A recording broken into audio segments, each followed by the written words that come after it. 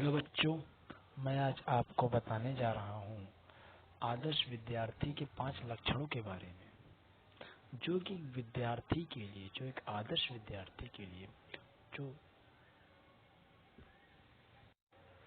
जो जीवन में कुछ करना चाहते हैं, जो एक्चुअल में जीवन में कुछ करना चाहते हैं, नॉट ओनली विश, सब बर्निंग डिजायर, वो जो जीवन में कुछ करना चाहते हैं उनके लिए 5 लक्षण जो कि हमारे महापुरुषों ने, जो हमारे पीछे जो हमारे गुरुकुल थे, उन सबसे विद्यार्थियों के लिए 5 लक्षण के बारे में बात की है कि जिस विद्यार्थी के अंदर ये 5 लक्षण पाए जाएंगे, ये 5 लक्षण पाए जाएंगे, वही समझ ले कि मैं आदर्श विद्यार्थी हूँ। पहली बात, काक चेष्टा, इसका पूरा सूत्र है काक चेष्टा बको ध्यानम स्वान निद्रा तथैव च अल्पहारी गृह त्यागी विद्यार्थी पंच लक्षणम। तो पहले लाइन का मतलब है काक चेष्टा। जो विद्यार्थी होता है उसके अंदर कौवे की तरह चेष्टा रहनी चाहिए, जानने की इच्छा, जिज्ञासा, हमेशा जानने की इच्छा, जिज्ञासा से उसका ज्ञान बढ़ेगा, उसकी दिमाग की तार्किक क्षमता बढ़ेगी, उसकी बुद्धि बढ़ेगी। और बको ध्यान, हमें एक बगुले के समान अपने ध्यान को रखना। जैसे कि एक बगुला है, उसके 2 पैर होते हैं, लेकिन वो अपने एक पैर को उठाकर लकड़ी के समान पानी में टिका रहता है और वो अपना पूरा का पूरा ध्यान मछली पर लगाए रहता है, पैर को नहीं हिलाता। तो जो मछली है वो उसे समझती है कि वो एक डंडा है, उसे डंडा समझती है, तो वहाँ उसके पास जाती है, उसको तुरंत ही मछली को वो बगुला खा लेता है। जब वो खा लेता है तो इसका मतलब ये है कि हमें बगुले की तरह अपना ध्यान रखना पड़ेगा। हमें ये समझना होगा कि हमारे लिए क्या जरूरी है, क्या नहीं जरूरी, हमें किस समय सावधान होना है, अपने ध्यान को एकाग्रचित करने की कोशिश करनी है। इसका मैं आपको टिप्स भी बता देता हूँ कि अपने ध्यान को एकाग्रचित कैसे कर सकते हैं। एकाग्र हाँ खाए निकाल।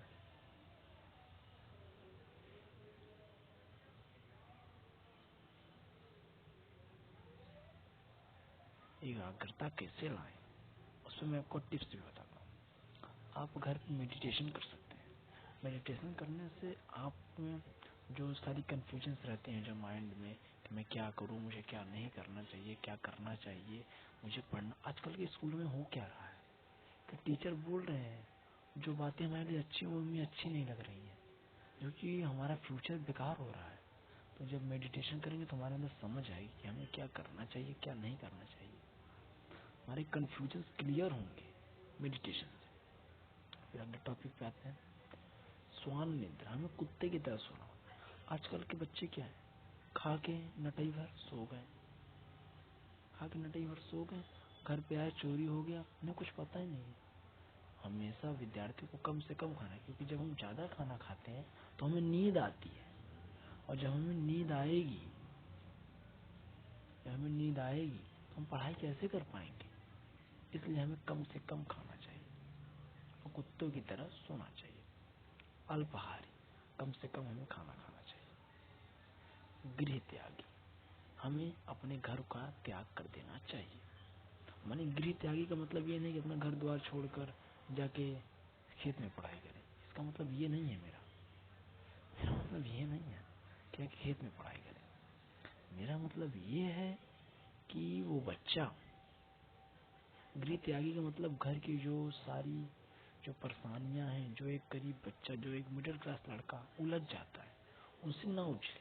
क्योंकि जब उस समय वो, जैसे कि मान लो कोई बच्चा है, उसके घर पर परेशानी हो रही, तो वो अपनी पढ़ाई को छोड़ जब काम करने जाएगा तो 200 रुपये पाएगा, लेकिन वो 200 पाएगा तो आगे चल कर वो सिर्फ 200 का आदमी बन जाएगा।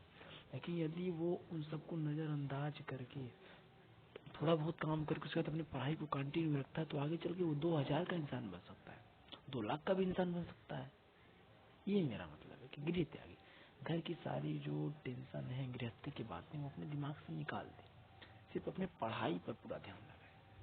इससे उसका जो फ्यूचर है वो ब्राइट होगा। नहीं तो ये फ्यूचर उसका डार्कनेस हो जाएगा, फ्यूचर अंधेरे में चला जाएगा। तो वो घर के चक्कर में पड़ा तो ये 5 लक्षण जिस विद्यार्थी में पाए जाए वही समझ लो आदर्श विद्यार्थी है, वो इस भारत का भविष्य है। मेरा यही लक्ष्य है, हर एक बच्चे के पास मेरी ये बात पहुंचे और वो उसके अंदर ये 5 लक्षण, मैं जानता हूँ आजकल के बच्चों के अंदर ये बहुत कम ही 5 लक्षण दिखने को मिलते हैं, नहीं देखने को मिलते। तो हमें इस पर काम करना चाहिए क्योंकि ये हमारे ऋषियों ने मुनियों ने ये हमें बताया है, तो हमें इस पर काम करना चाहिए। तो thank you for this video. यदि आपको इस वीडियो अच्छा लगे तो लाइक करें, सब्सक्राइब करें, मेरे चैनल को सब्सक्राइब करें, बेल आइकन को दबाएं। Thank you.